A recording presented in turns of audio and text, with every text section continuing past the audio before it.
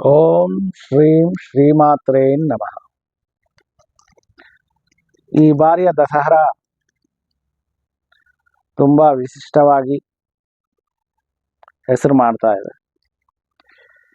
ಏಕೆಂದರೆ ನಮ್ಮ ಸರ್ಕಾರದ ವಿವಾದಾತ್ಮಕವಾದಂತಹ ಒಂದು ನಿರ್ಣಯ ಇದಕ್ಕೆ ಕಾರಣ. ಮೊದಲು ದಸರಾ ಅಂದ್ರೆ ಏನು? ದಸರಾ ಅಂದ್ರೆ ದಶಹರ, ಅಂದ್ರೆ 10 ಬಗೆಯ ವಿವಿಧ ಪಾಪಗಳನ್ನ, 10 ಬಗೆಯ ವಿವಿಧ ಸಂಕಷ್ಟಗಳನ್ನ, 10 ಬಗೆಯ ವಿವಿಧ ಶತ್ರುಗಳನ್ನ ನಾಶ ಮಾಡಿ ನಮ್ಮ ಜೀವನವನ್ನ ಸಮೃದ್ಧಗೊಳಿಸಿ ವಿಜಯ ಪಥದಲ್ಲಿ ನಾವು ನಡೆಯುವಂತೆ ಮಾಡಿ ನಮಗೆ ವಿಜಯವನ್ನ ತಂದುಕೊಡುವಂತಹ ಒಂದು ದಿವ್ಯವಾದಂತಹ ಶಕ್ತಿಯ ಆರಾಧನೆಯ ವ್ರತ. ಇದನ್ನೇ ನಾವು ನವರಾತ್ರಿ ಅಂತ ಸಹ ಕರೀತೇವೆ. 9 ದಿನಗಳ ಕಾಲ ವ್ರತವಿದ್ದು 10ನೇ ದಿನದಂದು ವಿಜಯದಶಮಿ ಆಚರಣೆಯೊಂದಿಗೆ ಆ ಶಕ್ತಿಯ ಆರಾಧನೆಯನ್ನ ಮಾಡಿ ವ್ರತವನ್ನ ಸಂಪೂರ್ಣಗೊಳಿಸುವಂಥದ್ದು. ಇದು ನಮ್ಮ ಸನಾತನ ಧರ್ಮದ ಒಂದು ದಿವ್ಯವಾದಂತಹ ಆಚಾರ, ನಮ್ಮ ಸಂಸ್ಕೃತಿಯ ಪ್ರತೀಕ ಈ ನವರಾತ್ರಿ ಮತ್ತು ಈ ದಶಹರ. ಇಲ್ಲಿ ಮೂಲ ಆರಾಧನೆಯೇ ಶಕ್ತಿಯ ಆರಾಧನೆ, ಸ್ತ್ರೀ ದೇವತೆಯ ಆರಾಧನೆ.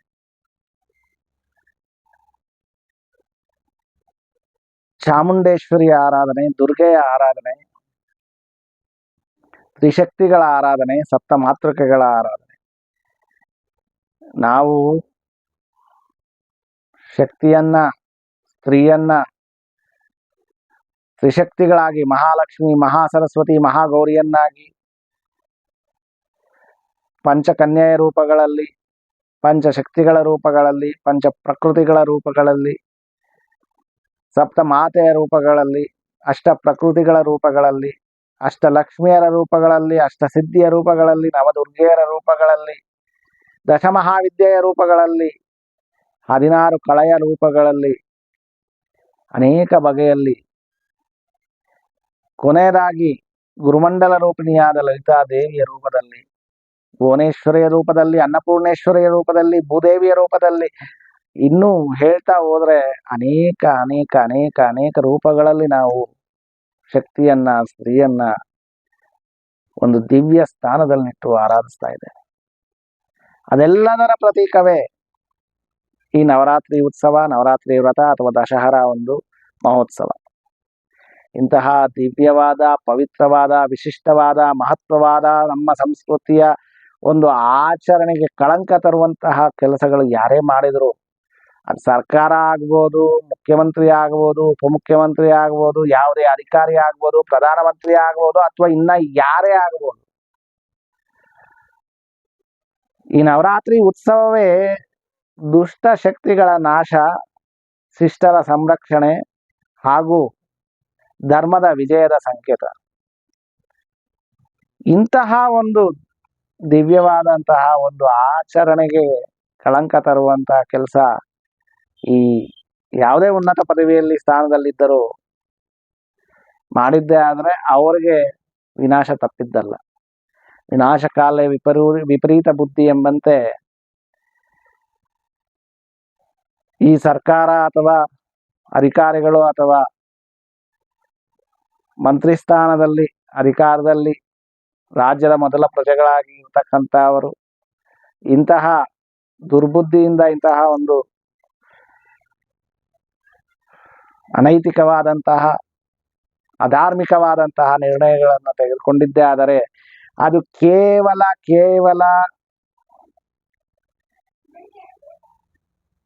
ರಾಜ್ಯಕ್ಕೆ ಅಲ್ಲ, ಆ ಮುಖ್ಯಮಂತ್ರಿಗೂ, ಅವರ ಪ್ರಜೆಗಳಿಗೂ, ಆ ನಾಡಿಗೂ ಹಾಗೂ ಅದರಲ್ಲಿ ಭಾಗಿಯಾಗುವವರಿಗೂ, ಅದನ್ನ ಸಪೋರ್ಟ್ ಮಾಡುವವರಿಗೂ, ಅದರಲ್ಲಿ ಭಾಗವಹಿಸುವವರಿಗೂ ಮತ್ತು ಅವರ ನಿರ್ಣಯದಂತೆ ಬಂದು ಅಲ್ಲಿ ಯಾರು ಮುಂದೆ ನಿಲ್ತಾರೋ ಅವರಿಗೂ ವಿನಾಶ ತಪ್ಪಿದ್ದಲ್ಲ, ಅವರ ಒಂದು ಸರ್ವನಾಶ ತಪ್ಪಿದ್ದಲ್ಲ. ಹೌದು, ನಾವು ನಮ್ಮ ಭಾಷೆಯನ್ನ ಕನ್ನಡವನ್ನ ಕನ್ನಡಾಂಬೆ ಅಂತ ಆರಾಧಿಸ್ತೇವೆ.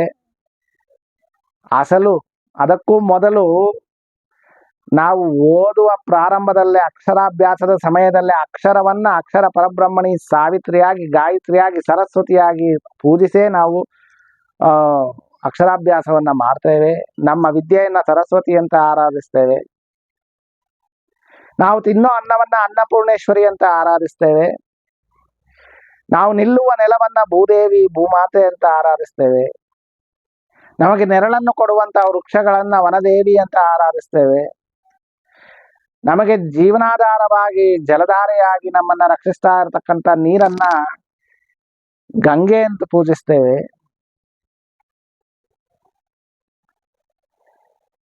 ಯಾವುದೇ ರೀತಿಯಲ್ಲಿ ನೋಡಿ, ಯಾವುದೇ ನಮ್ಮ ಸಂಸ್ಕೃತಿಯ ಯಾವುದೇ ಆರಾಧನೆಯನ್ನ, ನಮ್ಮ ಸನಾತನ ಸಂಸ್ಕೃತಿಯ ಪರಂಪರೆಯನ್ನ ನೋಡಿದ್ರೆ ಪ್ರತಿ ಪೂಜೆ, ಪ್ರತಿ ಆರಾಧನೆ, ಪ್ರತಿ ವ್ರತದ ಸುತ್ತ ಆ ಸ್ತ್ರೀತ್ವ ಇರುತ್ತೆ, ಆ ಶಕ್ತಿ ಆರಾಧನೆ ಇರುತ್ತೆ. ಒಂದು ದಿವ್ಯವಾದಂತಹ ನಾರಿಯ ವೈಭವದ ಸಂಕೇತ ಆರಾಧನೆ ಆಗಿರುತ್ತೆ. ಇಷ್ಟೆಲ್ಲ ಯಾಕ್ರಿ ನಾವು ಪ್ರತಿನಿತ್ಯ ಪ್ರತಿ ವ್ಯವಹಾರ ಮಾಡಬೇಕಾದ್ರೆ ನಮ್ಮ ಕೈಯಲ್ಲಿ ಹರಿದಾಡೋ ಒಂದು ಪ್ರತಿ ನಾಣ್ಯ, ಪ್ರತಿ ನೋಟು ಲಕ್ಷ್ಮೀ ರೂಪದಲ್ಲಿ ಆರಾಧನೆ ಮಾಡ್ತೀವಿ. ಇಷ್ಟೆಲ್ಲ ರೀತಿಯಲ್ಲಿ ನಾವು ಒಂದು ಸ್ತ್ರೀ ರೂಪದಲ್ಲಿ ನಾವು ಆರಾಧನೆ ಮಾಡ್ತಾ ಇರಬೇಕಾದಂತಹ ಈ ಒಂದು ನಮ್ಮ ಸಂಸ್ಕೃತಿಯ ಒಂದು ದಿವ್ಯವಾದಂತಹ ವಿಶಿಷ್ಟವಾದಂತಹ ಪರಂಪರೆಯನ್ನ ಧಿಕ್ಕರಿಸುವವರು, ಅದರ ಬಗ್ಗೆ ಕೆಟ್ಟದಾಗಿ ಮಾತನಾಡುವವರು, ಹೀಯಾಳಿಸುವವರು ಅದು ಹೇಗೆ ದಸರಾ ಉದ್ಘಾಟನೆ ಮಾಡೋದಕ್ಕೆ ಸಾಧ್ಯ ಆಗುತ್ತೆ? ಅದಕ್ಕೂ ಮೊದಲು ಸ್ವತಃ ಯಾರು ಈ ದಸರಾ ಒಂದು ಉದ್ಘಾಟನೆಗೆ, ಮೈಸೂರಿನ ನಾಡ ಹಬ್ಬ, ಇಂತಹ ಒಂದು ವಿಶಿಷ್ಟವಾದ ಆಚರಣೆಯ ಪ್ರಾರಂಭೋತ್ಸವಕ್ಕೆ ಯಾರು ಆಯ್ಕೆ ಆಗಿದ್ದಾರೆ, ಅವರು ನಮ್ಮ ಕನ್ನಡಾಂಬೆಯ ಬಗ್ಗೆ ಆಗಲಿ, ಭುವನೇಶ್ವರಿಯ ಬಗ್ಗೆ ಆಗಲಿ, ನಾಡ ಹಬ್ಬದ ಬಗ್ಗೆ ಆಗಲಿ, ಚಾಮುಂಡೇಶ್ವರಿಯ ಬಗ್ಗೆ ಆಗಲಿ ಮಾತನಾಡುವುದಕ್ಕೂ ಮೊದಲು ಅವರಿಗೆ ಅವರ ಮತದಲ್ಲಿ, ಅವರ ಧರ್ಮದಲ್ಲಿ, ಅವರ ಸ್ಥಾನದಲ್ಲಿ, ಅವರ ಕುಟುಂಬದಲ್ಲಿ, ಅವರ ವಂಶದಲ್ಲಿ ಅವರಿಗೆ ಎಷ್ಟು ಮಾತ್ರ ಸ್ಥಾನಮಾನ ಇದೆ ಅನ್ನೋದು ನೋಡ್ಕೊಳ್ಳಿ. ಅಸಲು ಆ ಮತಗಳಲ್ಲಿ ಹೆಂಗಸರು ಅಂದ್ರೆ ಅವ್ರ ಮನುಷ್ಯರೇ ಅಲ್ಲ. ಇದು ಸ್ವತಃ ಅವರ ಮತದ ಧರ್ಮ ಗ್ರಂಥಗಳೇ ಹೇಳುತ್ತೆ. ಹೆಂಗಸರು ಅಂದ್ರೆ ಗಂಡಸರಿಗಾಗಿ ಹುಟ್ಟಿದಂತಹ ಆಟ ಆಡುವ, ಭೋಗಿಸುವ ವಸ್ತುಗಳು, ಸಾಮಾನುಗಳು ಅಂತ ಹೇಳುತ್ತೆ. ಅವರನ್ನ ನಿರ್ಜೀವವಾಗಿ ಪರಿಗಣಿಸುತ್ತೆ ಹೊರತು ಅಲ್ಲಿ ಹೆಂಗಸರಿಗೆ ಜೀವವೇ ಇಲ್ಲ, ಅವರ ಭಾವನೆಗಳೇ ಇಲ್ಲ, ಅವ್ರ ಭಾವನೆಗಳಿಗೆ ಬೆಲೆನೂ ಇಲ್ಲ. ಅಂತಹ ಮತದಲ್ಲಿ ಹುಟ್ಟಿ ಅವ್ರ ಕುಟುಂಬದಲ್ಲೇ ಅವ್ರಿಗೆ ಮಾನ ಮರ್ಯಾದೆ ಇಲ್ಲ, ಅವ್ರಿಗೆ ಸ್ಥಾನಮಾನ ಇಲ್ಲ. ಮೊದಲು ಅದನ್ನ ಪ್ರಶ್ನಿಸದೆ ನಾವು ಅನಾದಿ ಕಾಲದಿಂದ, ಸನಾತನ ಕಾಲದಿಂದ ಇಂದಿನವರೆಗೆ ನಾವು ದಿವ್ಯವಾಗಿ ಒಂದು ದಿವ್ಯತ್ವದ ರೂಪದಲ್ಲಿ ನಾವು ಸ್ತ್ರೀಯನ್ನ ಕಂಡು ಪ್ರತಿ ನಮಗೆ ಜೀವನಕ್ಕೆ ಆಧಾರವಾಗಿರ್ತಕ್ಕಂಥ ಪ್ರತಿ ಕ್ಷೇತ್ರದಲ್ಲಿ, ಪ್ರತಿ ವಸ್ತುವಿನಲ್ಲಿ ನಾವು ಆ ಒಂದು ದಿವ್ಯವಾದ ಒಂದು ಸ್ತ್ರೀಯನ್ನ ಆರಾಧಿಸ್ತಾ ಇದ್ರೆ, ಅದು ಲಕ್ಷ್ಮಿ ಆಗ್ಬೋದು, ಹಣದ ರೂಪದಲ್ಲಿ ಲಕ್ಷ್ಮಿ ಆಗ್ಬೋದು, ಅನ್ನದ ರೂಪದಲ್ಲಿ ಅನ್ನಪೂರ್ಣೇಶ್ವರಿ ಆಗ್ಬೋದು, ನೆಲದ ರೂಪದಲ್ಲಿ ಭೂತಾಯಿ ಆಗಬಹುದು, ನೀರಿನ ರೂಪದಲ್ಲಿ ಗಂಗೆ ಆಗಬಹುದು, ವಿದ್ಯೆಯ ರೂಪದಲ್ಲಿ ಸರಸ್ವತಿ ಆಗಬಹುದು, ಶೌರ್ಯದ ರೂಪದಲ್ಲಿ ದುರ್ಗೆ ಆಗಬಹುದು, ಇನ್ನು ಎಷ್ಟು ಬೇಕು. ಈ ರೀತಿ ನಾವು ಒಂದು ಸ್ತ್ರೀಯ ಮಹತ್ವವನ್ನ ಉನ್ನತಕ್ಕೇರಿಸಿ ಮಹತ್ವವಾದ ಸ್ಥಾನವನ್ನ ಕೊಟ್ಟು ನಾವು ಇಡೀ ಭೂಮಿ ಮೇಲೆ, ಇಡೀ ಸೃಷ್ಟಿಯಲ್ಲಿ ಯಾವ ಸಂಸ್ಕೃತಿಯಲ್ಲಿ ಇರದಂತಹ ವಿಶಿಷ್ಟವಾದ ಸ್ಥಾನಮಾನಗಳಲ್ಲಿ ನಾವು ಸ್ತ್ರೀಯನ್ನ ನಿಲ್ಲಿಸಿ ಆರಾಧಿಸ್ತಾ ಇದ್ರೆ, ಅರ್ಥವಿಲ್ಲದಂತಹ ಹೀಯಾಳಿಸಿದ ಮಾತುಗಳನ್ನ ಆಡುವಂತಹ, ತನ್ನ ಮನೆಯಲ್ಲೇ, ತನ್ನ ಕುಟುಂಬದಲ್ಲೇ, ತನ್ನ ಮತದಲ್ಲೇ ಬೆಲೆ ಇರ್ತಕ್ಕಂಥ ಒಂದು ಹೆಣ್ಣು ನಮ್ಮ ಸಂಸ್ಕೃತಿ ಬಗ್ಗೆ ಮಾತನಾಡೋದಕ್ಕಾದ್ರೂ ಯೋಗ್ಯತೆ ಎಲ್ಲಿದೆ? ಅರಿಶಿನ ಕುಂಕುಮಕ್ಕೆ ಬೆಲೆ ಕೊಡದ ಒಂದು ವ್ಯಕ್ತಿ, ಒಂದು ಹೆಣ್ಣು ಕನ್ನಡದ ಬಾವುಟದ ಬಗ್ಗೆ, ಕನ್ನಡಾಂಬೆಯ ಅರಿಶಿನ ಕುಂಕುಮದ ಸಂಕೇತವಾದ ಬಾವುಟದ ಬಗ್ಗೆ ಮಾತನಾಡುವ ಹಕ್ಕಾದರೂ ಎಲ್ಲಿದೆ? ಹೋಗ್ಲಿ, ಒಂದು ದೋಣಿಯಲ್ಲಿ ಕಾಲಿಡಬೇಕು. ಸರಿ, ನಿಮ್ಮ ಮತವನ್ನ ನೀವು ಆರಾಧಿಸಿದ್ದೆ ಆದರೆ ನಮಗೇನು ಅಭ್ಯಂತರ ಇಲ್ಲ, ನೀವು ಆರಾಧಿಸ್ಕೊಳ್ರಿ. ಅವರ ಮತವನ್ನ ಅವರ ಆರಾಧಿಸೋದಕ್ಕೆ ಬಿಡಿ, ಸರ್ಕಾರದವರೇ, ಮುಖ್ಯಮಂತ್ರಿಗಳೇ ಅಥವಾ ಉಪಮುಖ್ಯಮಂತ್ರಿಗಳೇ ಯಾರಾದ್ರೂ ಆಗಲಿ, ಅವರನ್ನ ತಂದು ನಮ್ಮ ಸಂಸ್ಕೃತಿ, ನಮ್ಮ ಆಚರಣೆ, ನಮ್ಮ ಧರ್ಮದಲ್ಲಿ ಬಂದು ತಲೆಯಾಡಿಸುವ, ಕೈಯಾಡಿಸುವ ಅವಕಾಶವನ್ನ ಕೊಡುವ ಒಂದು ಅವಶ್ಯಕತೆ ಏನಿದೆ? ಇದು ನೀವು ಮಾಡ್ತಾ ಇರ್ತಕ್ಕಂಥದ್ದು ನಾಡ ಹಬ್ಬಕ್ಕೆ ಅವಮಾನ, ಚಾಮುಂಡೇಶ್ವರಿಗೆ ಅವಮಾನ, ಭುವನೇಶ್ವರಿಗೆ ಅವಮಾನ, ಕನ್ನಡಾಂಬೆಗೆ ಅವಮಾನ, ನಮ್ಮದೇ ಭೂಮಿಗೆ ಅವಮಾನ, ನಮ್ಮ ನೆಲಕ್ಕೆ ಅವಮಾನ, ನಮ್ಮ ಜಲಕ್ಕೆ ಅವಮಾನ, ನಮಗೆ ಅವಮಾನ. ಮೊದಲ ಆ ಒಂದು ಆ ಹೆಣ್ಣು ಅನ್ನಿಸ್ಕೊಂಡಂತಹ ಒಬ್ಬ ವ್ಯಕ್ತಿ ಬೂಕರ್ ಪ್ರಶಸ್ತಿ ಪಡೆದಿರ್ಬೋದು. ಏನೋ ಒಂದನ್ನ ಬರೆದು ಯಾರೂ ಪಡೆಯದಂತಹ, ಕನ್ನಡದಲ್ಲಿ ಯಾರು ಪಡೆದಿರಂತ ಬೂಕರ್ ಪ್ರಶಸ್ತಿ ಪಡೆದ್ಬಿಟ್ರೆ ಅವ್ರು ಬುದ್ಧಿಜೀವಿ ಆಗ್ಬಿಡಲ್ಲ ಅಥವಾ ಶ್ರೇಷ್ಠ ವ್ಯಕ್ತಿ ಆಗ್ಬಿಡಲ್ಲ. ಅದಕ್ಕೆ ತಕ್ಕಂತಹ ಮೇಧಸ್ಸು, ಅದಕ್ಕೆ ತಕ್ಕಂತ ಬುದ್ಧಿ, ಅದಕ್ಕೆ ತಕ್ಕಂತ ವಿನಯ, ಅದಕ್ಕೆ ತಕ್ಕಂತ ಆಚಾರ ವಿಚಾರಗಳು ಇರಬೇಕು. ಪ್ರಶಸ್ತಿ ಒಂದೇ ಜೀವನದ ಮೌಲ್ಯವನ್ನ ತಿಳಿಸಲ್ಲ. ನಡವಳಿಕೆನೂ ಬೇಕು, ಮಾತು ಬೇಕು, ಆಚಾರ ವಿಚಾರಗಳು ಇವೆಲ್ಲವೂ ಸೇರಿ ಜೀವನದ ಮೌಲ್ಯವನ್ನ ತಿಳಿಸುತ್ತೆ. ಅರೆ, ನಿಮ್ಮದೇ ಕುಟುಂಬದಲ್ಲಿ, ನಿಮ್ಮದೇ ಮತದಲ್ಲಿ ನಿಮಗೆ ಬೆಲೆ ಇರದೇ ಇರುವಂತ ಒಂದು ಸ್ಥಳದಲ್ಲಿ ಹುಟ್ಟಿ ಬೆಳೆದು, ಯಾರೇ ಹೇಳಿದ್ದು ಕನ್ನಡದಲ್ಲಿ ನೀವು ಹುಟ್ಟೋದಕ್ಕೆ ಮೊದಲೇ ಕನ್ನಡದಲ್ಲಿ ಸಾಕಷ್ಟು ಜನ, ಅತ್ತಿಮಬ್ಬೆ ಕಾಲದಿಂದ ಇಂದಿನವರೆಗೂ ಮಹಿಳೆಯರು ಸಾಕಷ್ಟು ಜನ ಸಾಹಿತ್ಯ ಕ್ಷೇತ್ರದಲ್ಲಿ ಉನ್ನತ ಸ್ಥಾನವನ್ನ ಏರಿ ಸತ್ಕೀರ್ತಿಯನ್ನ ಪಡೆದಂತ ಅವರು ಸಾಕಷ್ಟು ಮಹಿಳೆಯರಿದ್ದಾರೆ. ಮಹಿಳೆಯರಿಗೆ ಕನ್ನಡದಲ್ಲಿ ಸ್ಥಾನಮಾನ, ಸಾಹಿತ್ಯದಲ್ಲಿ, ಕನ್ನಡ ಸಾಹಿತ್ಯ ಕ್ಷೇತ್ರದಲ್ಲಿ ಸ್ಥಾನಮಾನ ಇಲ್ಲ ಅಂತ ಹೇಳುವ ಒಂದು ಮಾತು ಹೇಳ್ತೀರಾ ಅಂದ್ರೆ ನಿಮ್ಗೆ ಏನ್ ಚರಿತ್ರೆ ಗೊತ್ತೋ ಅಥವಾ ಅಸಲು ನೀವು ಕನ್ನಡದವರೇನ? ಕನ್ನಡದ ಬಗ್ಗೆ, ಕನ್ನಡ ಸಾಹಿತ್ಯದ ಬಗ್ಗೆ ಇತಿಹಾಸವನ್ನ ತಿಳಿದುಕೊಳ್ಳಿ. ಅತ್ತಿಮಬ್ಬೆ ಬಗ್ಗೆ ತಿಳಿದುಕೊಳ್ಳಿ. ಅತ್ತಿಮಬ್ಬೆಯಿಂದ ಇವತ್ತಿನವರೆಗೆ ನಮ್ಮ ಕಮಲಾ ಹಂಪನವರೆಗೆ ಅಥವಾ ಇನ್ನೂ ಈಗಲೂ ಇರ್ತಕ್ಕಂಥ ಯುವ ಮಹಿಳಾ ಸಾಹಿತ್ಯಗಳ ಬಗ್ಗೆ ತಿಳಿದುಕೊಳ್ಳಿ. ನೀವೊಬ್ಬರೇ ಬಂದಿದ್ದಲ್ಲ ಕನ್ನಡ ಸಾಹಿತ್ಯವನ್ನ ರಚಿಸಲು, ಅಥವಾ ಎಷ್ಟೋ ಜ್ಞಾನಪೀಠ ಪ್ರಶಸ್ತಿಗಳನ್ನು ಪಡೆದಂತ ಅವ್ರಿಗಿಂತ ಉನ್ನತವಾದಂತಹ ಸಾಹಿತ್ಯ ಸಾಧನೆ ಮಾಡಿದಂಥವ್ರು ಎಷ್ಟೋ ಜನ ಇದ್ದಾರೆ. ಅದೇ ರೀತಿ ನಿಮಗೆ ಯಾವುದೋ ಕಿತ್ತೋಗಿರೋ ಒಂದು ಅಂತಾರಾಷ್ಟ್ರೀಯ ಮಟ್ಟದ ಬೂಕರ್ ಪ್ರಶಸ್ತಿ ಬಂದ್ಬಿಟ್ಟಿದೆ ಅಂತ ಹೇಳಿದ್ರೆ ನಿಮಗಿಂತ ಯಾರು ಮೇಲೆ ಕೇಳಲೇ ಇಲ್ಲ ಅಂತಲ್ಲ. ಬೇರೆ ದೇಶಗಳಲ್ಲಿ, ಬೇರೆ ರಾಜ್ಯಗಳಲ್ಲಿ, ಬೇರೆ ಕಡೆ ಅಕ್ಷರ ಜ್ಞಾನವೇ ಇಲ್ಲದಂತಹ ಒಂದು ಸ್ಥಿತಿಯಲ್ಲಿ ಅತ್ತಿಮಬ್ಬೆ ಅಂತ ಅವರು ಮಹಾ ಗ್ರಂಥಗಳ ಒಂದು ರಚನೆಯನ್ನ ಮಾಡಿದ್ದಲ್ಲದೆ ಅವರಿಗೆ ಅಂತಹ ಕವಿಗಳಿಗೆ ಸಹಕಾರವನ್ನು ಕೊಟ್ಟಂತಹ ಒಂದು ವಿಶಿಷ್ಟವಾದಂತಹ ಮಹಿಳೆಯರು. ನಮ್ಮ ಸಂಸ್ಕೃತಿಯಲ್ಲಿ, ನಮ್ಮ ನಾಡಿನಲ್ಲಿ, ನಮ್ಮ ದೇಶದಲ್ಲಿ, ನಮ್ಮ ಭೂಮಿಯ ಮೇಲೆ ಜನಿಸಿದಂತಹ ಅನೇಕ ಮಹಿಳೆಯರ ಒಂದು ಚರಿತ್ರೆಯನ್ನ ತಿಳಿದುಕೊಂಡು ಮಾತಾಡಿ. ನಿಮ್ಮ ಧರ್ಮದಲ್ಲಿ ಇರ್ತಕ್ಕಂಥ ಲೋಪದೋಷಗಳನ್ನ ಬಗ್ಗೆ ನೋಡದೆ ನಮ್ಮ ದೇಶ, ನಮ್ಮ ಧರ್ಮ, ನಮ್ಮ ಮತ, ನಮ್ಮ ಸಂಸ್ಕೃತಿಯಲ್ಲಿ ಇರ್ತಕ್ಕಂಥ ಮಹಿಳೆಯರ ಒಂದು ಯೋಗ್ಯತೆ ಬಗ್ಗೆ ಆಗಲಿ, ಅವರ ಸ್ಥಿತಿಗತಿಗಳ ಬಗ್ಗೆ ಮಾತನಾಡುವ ಒಂದು ಅಧಿಕಾರ ಇಲ್ಲ ನಿಮಗೆ. ನಿಜವಾಗ್ಲೂ ನೀವು ದಸರಾ ಉದ್ಘಾಟನೆ ಮಾಡ್ಬೇಕಾ, ಮೊದಲು ಅರಿಶಿನ ಕುಂಕುಮವನ್ನ ಹಚ್ಚಿ ಚಾಮುಂಡೇಶ್ವರಿಗೆ ನಮಸ್ಕಾರ ಮಾಡಿ. ಯಾರು ಸರಿ, ನಿಮ್ಮ ಮತದ ಅನುಸಾರವೇ ನಡೆಯೋಣ. ನಿಮ್ಮ ಮತದ ಪ್ರಕಾರ ಬೇರೆ ಮತದ ಯಾವುದೇ ದೇವರನ್ನ ಆರಾಧಿಸುವುದು ತಪ್ಪಲ್ಲವೇ? ಹಾಗಾದ್ರೆ ನೀವು ಹೇಗೆ ಬಂದು ಉದ್ಘಾಟಿಸ್ತೀರ?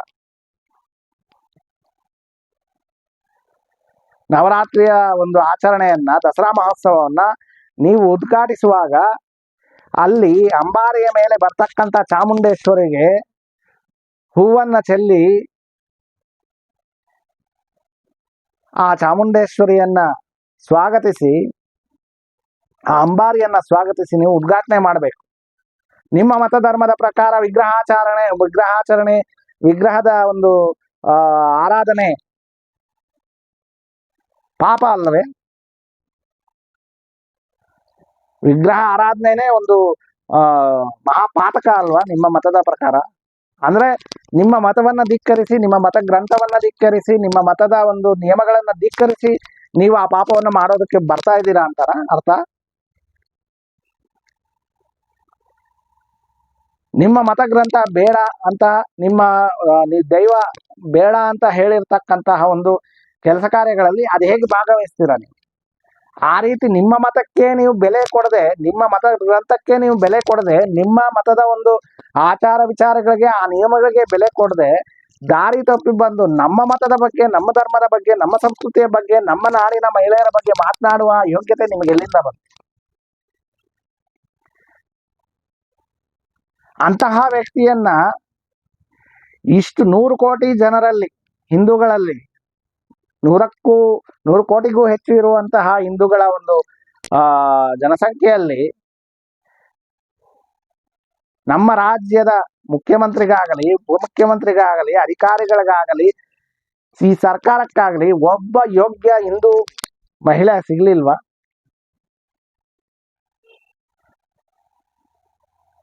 ಸರಿ, ನಾವು ಯಾವುದೇ ಮತದ ವಿರೋಧಿ ಅಲ್ಲ. ಅವರವರ ಮತ ಅವರವರು ಆಚರಿಸ್ಕೊಳ್ಳೋದಕ್ಕೆ ಅವರಿಗೆ ಸಂಪೂರ್ಣ ಸ್ವಾತಂತ್ರ್ಯ ಇದೆ, ಅವ್ರು ಆಚರಿಸ್ಕೊಳ್ಳಲಿ. ಇನ್ನೊಬ್ಬ ಮತ್ತೊಂದು ಮತದ ಬಗ್ಗೆ ಗೌರವಯುತವಾಗಿ ಮಾತನಾಡುವ ಒಂದು ಯೋಗ್ಯತೆ ಸಹ ಅವ್ರು ಇಟ್ಕೊಂಡಿರ್ಬೇಕು. ಆ ರೀತಿ ಇದ್ದಂತ ಅವ್ರು ಇದ್ದಾರೆ. ನಮ್ಮ KS ನಿಸಾರ್ ಅಹಮದ್ ರವರು ನಿಮ್ಮ ಮತದಿಂದಾನೇ ಬಂದಂತಹ ಉನ್ನತ ಸಾಹಿತ್ಯ ಕ್ಷೇತ್ರದಲ್ಲಿ ಉನ್ನತ ಸ್ಥಾನವನ್ನ ಪಡೆದು ಈಗಲೂ ಅವರು ಮಿನುಗುತಾರೆಯಾಗಿ ಸಾಹಿತ್ಯ ಕ್ಷೇತ್ರದಲ್ಲಿ ಮಿನುಗ್ತಾ ಇರ್ತಕ್ಕಂತ ಒಂದು ದಿವ್ಯ ಚೇತನ ಅವರು. ಅವ್ರು ಒಪ್ಲಿಲ್ವಾ ಕನ್ನಡಾಂಬೆಯನ್ನ ಕನ್ನಡ ತಾಯಿ ಅಂತ? ಅವರ ಕವಿತೆಗಳನ್ನ ಒಂದ್ಸಲ ಓದಿ, ಅವ್ರ ಸಮಾಧಿಗೆ ಹೋಗಿ ಒಂದು 1000 ಸಲ ಪ್ರದಕ್ಷಿಣೆ ಹಾಕಿ ಅವರ ವಿಚಾರಧಾರೆಗಳು ತಿಳ್ಕೊಳ್ಳಿ. ನಿತ್ಯೋತ್ಸವ ತಾಯಿ ನಿನಗೆ ನಿತ್ಯೋತ್ಸವ ಅಂತ ಅವರು ತಾಯಿಯನ್ನ ಪದನ ಬಳಸಿ ನಮ್ಮ ನಾಡಿನ ಕನ್ನಡಾಂಬೆಯನ್ನ, ಚಾಮುಂಡೇಶ್ವರಿಯನ್ನ ಅಥವಾ ಭುವನೇಶ್ವರಿಯನ್ನ ಅವರು ತಮ್ಮ ಕವಿತೆಗಳಲ್ಲಿ ಆರಾಧಿಸ್ಲಿಲ್ವೇ?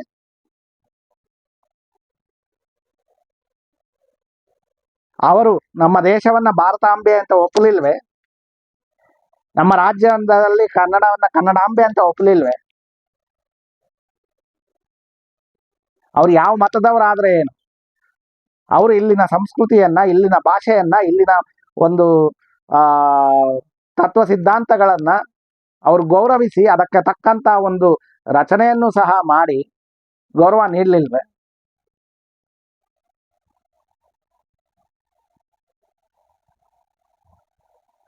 ಬಾವಿ ಕಪ್ಪೆಯ ಕತೆ ಆಯ್ತಿದು. ನಿಮಗೆ ನಿಮ್ಮ ಮತದಲ್ಲಿ ಇರ್ತಕ್ಕಂಥ ಎಡರು ತೊಡರುಗಳನ್ನ ಮೀರಿ ನಿಲ್ಲೋದಕ್ಕೆ ಶಕ್ತಿ ಇಲ್ಲದೆ ನಮ್ಮ ಮತದಲ್ಲಿ ಇರ್ತಕ್ಕಂಥ ಮಹಿಳೆಯರ ಗತಿಗಳ ಬಗ್ಗೆ ಮಾತನಾಡುವುದಕ್ಕೆ ನಿಮ್ಗೆ ಯಾವ ಯೋಗ್ಯತೆ ಇದೆ? ನೀವಿದ್ದಷ್ಟೇ ನೀರಲ್ಲ, ಅದು ನಿಮ್ಮದು ಬಾವಿ.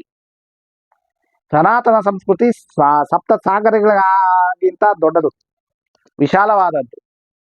ಆದಿ ಇಲ್ಲದೆ ಇರತಕ್ಕಂಥದ್ದು ಸನಾತನ ಸಂಸ್ಕೃತಿ, ಸನಾತನ ಧರ್ಮ. ನಿಮ್ಮ ಮತಕ್ಕೆ ಹುಟ್ಟು ಇದೆ, ನಿಮ್ಮ ಮತಕ್ಕೆ ಸಾವು ಇದೆ. ನಿಮ್ಮ ಮತ ಪ್ರಾರಂಭವಾಗಿದ್ದು ಗೊತ್ತು, ನಿಮ್ಮ ಮತ ಯಾವಾಗ ಮುಗಿಯುತ್ತೆ ಅದಕ್ಕೂ ಒಂದು ಸೃಷ್ಟಿಯ ನಿಯಮ ಪ್ರಾರಂಭವಾದ ಪ್ರತಿಯೊಂದಕ್ಕೂ ನಾಶ ಇರುತ್ತೆ. ನಮ್ಮ ಸನಾತನ ಸಂಸ್ಕೃತಿ, ನಮ್ಮ ಸನಾತನ ಧರ್ಮ ಪ್ರಾರಂಭವೂ ಸೃಷ್ಟಿಯೊಡನೆ ಆಗಿದ್ದು, ಅಂತ್ಯವೂ ಸೃಷ್ಟಿಯ ಅಂತ್ಯದಲ್ಲೇ ಆಗತ್ತೆ. ಸೃಷ್ಟಿಯ ಅಂತ್ಯದ ನಂತರವೂ ನಿಲ್ಲತ್ತೆ, ಮತ್ತೆ ಪುನಃ ಸೃಷ್ಟಿ ಸಹ ಸನಾತನ ಧರ್ಮದ ಜೊತೆಗೆ ಆಗತ್ತೆ. ಅಸಲು ಸೃಷ್ಟಿಗೆ ಆಧಾರವೇ ಸನಾತನ ಧರ್ಮ. ಕಲಿಯುಗದ ಒಂದು ಪ್ರಭಾವದಂತೆ, ಪ್ರಭಾವದಂತೆ, ಕಲಿಯುಗದ ನಿಯಮಗಳಂತೆ ಹೌದು, ನಮ್ಮ ಮುಖ್ಯಮಂತ್ರಿಗಳು, ಉಪಮುಖ್ಯಮಂತ್ರಿಗಳು, ನಮ್ಮ ಸರ್ಕಾರದವರು ಅವ್ರ ತಲೆ ಮೇಲೆ ನಾಟ್ಯ ಆಡ್ತಾ ಇರ್ಬೇಕಾದ್ರೆ ಇಂತಹ ಕೆಲಸಗಳನ್ನೇ ಅವ್ರು ಮಾಡೋದು. ವಿನಾಶಕಾಲಿ ವಿಪರೀತ ಬುದ್ಧಿ ಅಂತ ಹೇಳಿದ್ವಲ್ಲ, ಅವರ ನಾಶಕ್ಕೆ ಅವ್ರಿಗೆ ಬೇಕಾಗಿರೋರು ಅವ್ರು ಮಾಡ್ಲೇಬೇಕು, ಅವ್ರು ಮಾಡ್ತಾ ಇದ್ದಾರೆ. ಸರಿ, ನಿಮ್ಮ ಮತದ ಆಚಾರ ವಿಚಾರಗಳನ್ನ, ನಿಯಮಗಳನ್ನ ಧಿಕ್ಕರಿಸಿ ಹೇಗೆ ಬಂದು ನೀವು ದಸರಾ ಉದ್ಘಾಟನೆ ಮಾಡ್ತೀರಾ? ಹಾಗೆ ಮಾಡಿದ್ದೇ ಆದ್ರೆ ಸರಿ, ನಿಮ್ಮ ಮೌಲ್ವಿಗಳು, ನಿಮ್ಮ ಧರ್ಮಗುರುಗಳು ನಿಮ್ಮ ಮೇಲೆ ಫತ್ವಾ ಹೊರಡಿಸಬೇಕಾಗತ್ತಲ್ಲ. ನಿಮ್ಮ ಧರ್ಮ ಗ್ರಂಥ ನಿಮ್ಮ ಹೇಳುವಂತೆ ನೀವು ಅದಕ್ಕೆ ವಿರುದ್ಧವಾದ ಆಚರಣೆಗಳನ್ನ ನೀವು ಇಲ್ಲಿ ಬಂದು ದಸರಾ ಉದ್ಘಾಟನೆಯ ಮುಖಾಂತರ ಮಾಡಿದ್ದೇ ಆದರೆ ಖಂಡಿತವಾಗ್ಲೂ ಅವರು ನಿಮ್ಮ ಮೇಲೆ ಫತ್ವಾ ಹೊರಡಿಸಿ ನಿಮ್ಮನ್ನ ಧರ್ಮದಿಂದ, ಮತದಿಂದ, ನಿಮ್ಮ ಅವರ ಒಂದು ಸಮಾಜದಿಂದ ಅವರು ಉಚ್ಚಾಟಿಸಲೇಬೇಕಲ್ವಾ? ಅದು ಸಹ ನಿಮ್ಮ ಧರ್ಮ ಗ್ರಂಥದಲ್ಲೇ, ಮತ ಗ್ರಂಥದಲ್ಲೇ ಇದೆಯಲ್ವಾ? ಆಗ ನಿಮ್ಮ ಮತಕ್ಕೆ ನೀವು ಮತದ್ರೋಹಿ, ನಿಮ್ಮ ಧರ್ಮಕ್ಕೆ ನೀವು ಧರ್ಮದ್ರೋಹಿ, ನಿಮ್ಮ ದೈವಕ್ಕೆ ನೀವು ದೈವದ್ರೋಹಿ ಆಗಿದ್ದೇ ನಿಜ ಆಯ್ತಲ್ವ? ನಿಮ್ಮ ಮತಕ್ಕೆ, ನಿಮ್ಮ ಧರ್ಮಕ್ಕೆ, ನಿಮ್ಮ ದೈವಕ್ಕೆ, ನಿಮ್ಮ ಆಚಾರ ವಿಚಾರಗಳಿಗೆ ನೀವು ಬೆಲೆ ಕೊಡದ ಮೇಲೆ ಇನ್ನೊಂದು ಮತಕ್ಕೆ ಬಂದು ನೀವು ಅದರ ಬಗ್ಗೆ ಹೀಯಾಳಿಸುವುದಾಗ್ಲಿ, ಅದನ್ನ ಆಚರಿಸುವುದಾಗ್ಲಿ, ಅದು ಹೇಗೆ ಸಾಧ್ಯ? ಅಷ್ಟೇ ಅಲ್ಲ, ಉಪಮುಖ್ಯಮಂತ್ರಿಗಳೇ, ಚಾಮುಂಡೇಶ್ವರಿ ದೇವಿ ನಮ್ಮ ಸನಾತನ ಸಂಸ್ಕೃತಿಯ ಅನಾದಿ ಕಾಲದ ಅಷ್ಟಾದಶ ಶಕ್ತಿ ಪೀಠಗಳಲ್ಲಿ ಒಂದು ಮೂಲ ಸ್ಥಾನ, 18 ಶಕ್ತಿ ಪೀಠಗಳಲ್ಲಿ ಒಂದು ಮೂಲ ಸ್ಥಾನ. ಅದು ನೀವು ಈ ಮತಗಳೇ ಹುಟ್ಟಿರ್ಲಿಲ್ಲ. ನೀವು ಯಾರ ಕೈಯಲ್ಲಿ ನೀವು ಉದ್ಘಾಟನೆ ಮಾಡಿಸ್ಬೇಕು ಅಂತ, ದಸರಾ ಉದ್ಘಾಟನೆ ಮಾಡಿಸ್ಬೇಕು ಅಂತ ನಿರ್ಣಯ ತಗೊಂಡಿದ್ದೀರಾ, ಅವರು ಹುಟ್ಟಿರ್ಲಿಲ್ಲ, ಅವ್ರ ದೈವವೂ ಹುಟ್ಟಿರ್ಲಿಲ್ಲ, ಅವರ ಒಂದು ಮತವೂ ಹುಟ್ಟಿರ್ಲಿಲ್ಲ. ಆಗಿನ ಕಾಲದಿಂದ ನಮ್ಮ ಒಂದು ಅಷ್ಟಾದಶಿ ಶಕ್ತಿ ಪೀಠಗಳಲ್ಲಿ ಒಂದು ಮೂಲ ಸ್ಥಾನವಾಗಿ ಚಾಮುಂಡೇಶ್ವರಿ ಬೆಟ್ಟ ತಾಯಿ, ಹಾಗೂ ಚಾಮುಂಡಿ ಬೆಟ್ಟ, ಮೈಸೂರು ಕ್ಷೇತ್ರ ವಿರಾಜಮಾನವಾಗಿದೆ. ಅಂತ ದಿವ್ಯ ಕ್ಷೇತ್ರದ ಬಗ್ಗೆ ಅಸಲು ನಿಮಗೆ ನೀವು ಇದರ ಬಗ್ಗೆ ಏನು ಹಿಂದೂಗಳ ಬಗ್ಗೆ ಹೊಸದಾಗಿ ಎಲ್ಲಿ ದಿವ್ಯ ಒಂದು ಉತ್ತಮ ರೀತಿಯಲ್ಲಿ ಮಾತಾಡ್ತೀರಾ? ಈ ಹಿಂದೆ ಕನಕಪುರದಲ್ಲೂ ನಡೆದಿದ್ದಲ್ಲೂ ಅದೇ ಅಲ್ಲ. ನಮ್ಮ ಯಾವುದೋ ಒಂದು ಹಿಂದೂ ದೇವಾಲಯವಿರತಕ್ಕಂಥ ಬೆಟ್ಟಗಳನ್ನ ಏಸು ಬೆಟ್ಟ ಅಂತ ಹೆಸರಿಟ್ಟಂತಹ ಪರಮ ಪಾಪಿ ಮೂರ್ಖರಾದಂತಹ ನಿಮ್ಮಲ್ಲಿ ಈಗ ಉತ್ತಮವಾದ ಭಾಷೆ, ಉತ್ತಮವಾದ ಒಂದು ಮಾತು, ಸನಾತನ ಸಂಸ್ಕೃತಿಯ ಬಗ್ಗೆ, ನಮ್ಮ ಕ್ಷೇತ್ರಗಳ ಬಗ್ಗೆ ಒಳ್ಳೆಯ ಮಾತುಗಳನ್ನ ನಾವು ಅಪೇಕ್ಷೆ ಮಾಡೋದು ಸಹ ನಮ್ಮ ತಪ್ಪು. ಅದು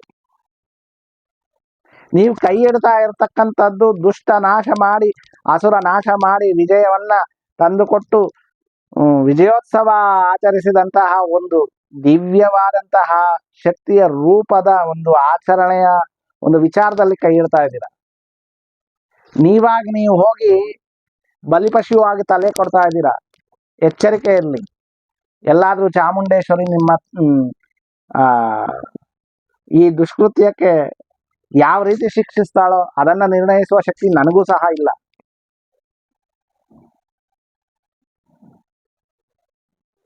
ನೀವು ಮಾಡುವ ಪಾಪಗಳು, ನೀವು ಮಾಡುವ ಅನಾಚಾರಗಳು ಮಿತಿ ಮೀರಿದ್ದೇ ಆದರೆ, ನಿಮ್ಮ ಪಾಪಗಳ ಒಂದು ಮಿತಿ ಮೀರಿದ್ದೇ ಆದರೆ, ಪ್ರತಿ ಬಾರಿ ಅಂತಹ ಪಾಪಿಗಳನ್ನ ಶಿಕ್ಷಿಸಲು ಸನಾತನ ಸಂಸ್ಕೃತಿಯ ಒಂದು ಮೂಲ ಶಕ್ತಿ ದೈವ ರೂಪವನ್ನು ತಳೆದು ಬಂದು ಅವರನ್ನ ಶಿಕ್ಷಿಸಿದ್ದು ನಮ್ಮ ಸಂಸ್ಕೃತಿಯ ಚರಿತ್ರೆ, ನಮ್ಮ ಸಂಸ್ಕೃತಿಯ ಇತಿಹಾಸ ಹೇಳುತ್ತೆ. ಆದ್ರಿಂದ ಎಚ್ಚರಿಕೆಯಲ್ಲಿ ಇನ್ನೂ ಸಮಯ ಇದೆ. ನೀವು ಇಲ್ಲಿಗೆ ಅವರನ್ನೇ ನಿಮ್ಮ ಒಂದು ಆತ್ಮತೃಪ್ತಿಗಾಗಿ ಅಂತ ಮತದವರನ್ನೇ ನೀವು ಕರ್ಕೊಂಡು ಬರ್ಬೇಕಾ? ಸರಿ, ನಮ್ಮ ದೇಶವನ್ನ ಭಾರತಾಂಬೆ ಅಂತ ಒಪ್ಪಿ ಕೈ ಮುಗಿದು ಒಂದೇ ಮಾತರಮ್ಮನ್ನ ರಾಷ್ಟ್ರಗೀತೆಯನ್ನು ಹಾಡಿದಂತಹ ಅಬ್ದುಲ್ ಕಲಾಂ ರಂತವರನ್ನ ಕರೆದುಕೊಂಡು ಬನ್ನಿ, ಉದ್ಘಾಟನೆ ಮಾಡಿ. ಅವರು ಚಾಮುಂಡೇಶ್ವರಿಗೂ ಮೈಸೂರು ಸಂಸ್ಥಾನಕ್ಕೂ ಮಹಾರಾಜರಿಗೂ ಗೌರವನ ಕೊಟ್ಟಂತವ್ರು. ಯಾವುದೇ ಅಭ್ಯಂತರವಿಲ್ಲ, ಅದು ಪಾಪವೂ ಅಲ್ಲ. ಅಲ್ಲಿ ಮತದ ಒಂದು ಅಡ್ಡಿನೇ ಆಗ್ಲಿಲ್ಲ ಮತ ಅಲ್ಲಿ ಅವರಿಗೆ.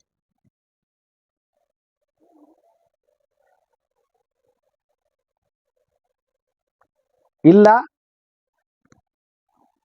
ಮರ್ಯಾದೆಯಾಗಿ ಇಷ್ಟು 100 ಕೋಟಿಗೂ ಹೆಚ್ಚು ಹಿಂದೂಗಳಿರ್ತಕ್ಕಂಥ ಈ ಒಂದು ಭೂಮಿಯ ಮೇಲೆ ಉತ್ತಮರಾದ ಒಂದು ಸನಾತನ ಸಂಸ್ಕೃತಿಯ ಆಚಾರ ವಿಚಾರಗಳನ್ನು ಗೌರವಿಸಿ, ಆಚರಿಸಿ, ನಡೆದುಕೊಂಡು ಅವರ ಜೀವಿತವನ್ನ ಅದಕ್ಕಾಗಿ ಅಂಕಿತ ಮಾಡಿರ್ತಕ್ಕಂಥ ಎಷ್ಟೋ ಸಾಧಕರಿದ್ದಾರೆ. ಅಂತವ್ರನ್ನ ಕರೆಸಿ.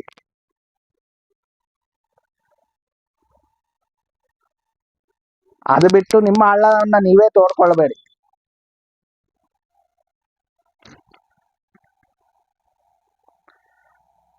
ರಕ್ತ ಬೀಜಾಸುರನಂತ ಅವರನ್ನೇ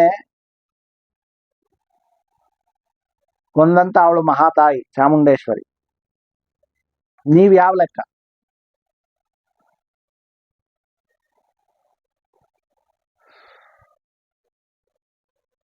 ಯಾವ ಸಮಯದಲ್ಲಿ, ಯಾವ ಕ್ಷೇತ್ರದಲ್ಲಿ, ಯಾವ ಸಂದರ್ಭದಲ್ಲಿ, ಯಾವ ರೀತಿ, ಯಾವ ರೂಪದಲ್ಲಿ,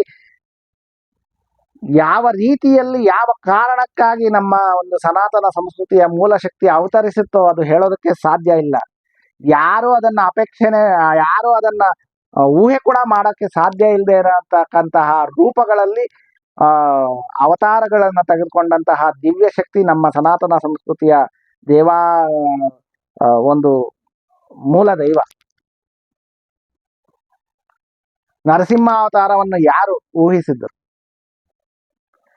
ಇದು ಸಾಧ್ಯವೇ ಇಲ್ಲ ಅನ್ನತಕ್ಕಂತಹ ರೀತಿಯಲ್ಲಿ ಹೇಳಿ ಕೇಳಿ ತಿಳಿಯದಂತಹ ಒಂದು ರೂಪದಲ್ಲಿ,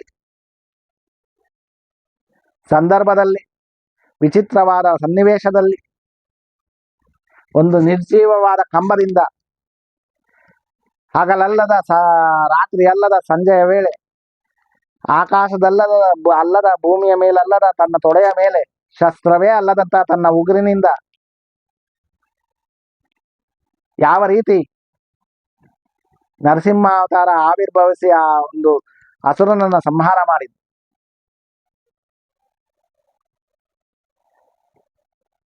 ಪ್ರತಿಯೊಂದಕ್ಕೂ ಒಂದು ಮಿತಿ ಇರುತ್ತೆ. ಆ ಮಿತಿ ಮೀರಿದ್ದೇ ಆದರೆ ಅದು ನರಸಿಂಹ ಅವತಾರವೇ ಆಗುತ್ತೋ, ಶರಭಾವತಾರವೇ ಆಗುತ್ತೋ, ಪ್ರತ್ಯಂಗಿರ ಅವತಾರ ಆಗುತ್ತೋ, ಚಾಮುಂಡೇಶ್ವರಿ ಅವತಾರ ಆಗುತ್ತೋ, ಯಾರಿಗೂ ಗೊತ್ತಿಲ್ಲ. ಯಾವ ರೂಪವೂ ಯಾವ ಅವತಾರವೂ ಊಹೆಗೂ ನಿಲುಕದ ಒಂದು ಅವತಾರವೇ ಆಗಿದೆ.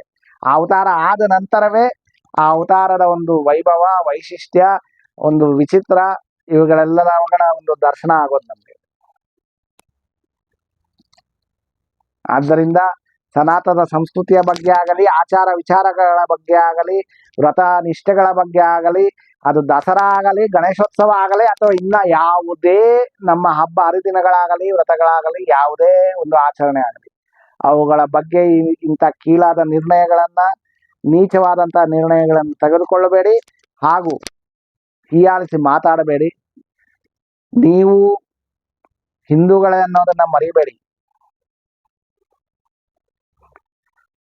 ಯಾವ ಮತದಲ್ಲೂ ಇಲ್ಲದೆ ಇರ್ತಕ್ಕಂತಹ ದೌರ್ಭಾಗ್ಯ, ಯಾವ ದೇಶದಲ್ಲೂ ಇಲ್ಲದೆ ಇರ್ತಕ್ಕಂತಹ ಪ್ರಜೆಗಳಲ್ಲಿ ಇಲ್ಲದೆ ಇರ್ತಕ್ಕಂಥ ದೌರ್ಭಾಗ್ಯ ನಮ್ಮ ದೇಶಕ್ಕೆ, ನಮ್ಮ ಮತಕ್ಕೆ ಮಾತ್ರ ಇದೆ. ನಮ್ಮ ಮತಕ್ಕೆ ವಿರೋಧಿಗಳು, ನಮ್ಮ ಮತಕ್ಕೆ ಶತ್ರುಗಳು ಬೇರೆ ಯಾವುದೇ ಮತದವರಲ್ಲ. ನಮ್ಮ ಮತದಲ್ಲೇ ಇದ್ದು, ನಮ್ಮ ಮತದಲ್ಲೇ ಹುಟ್ಟಿ,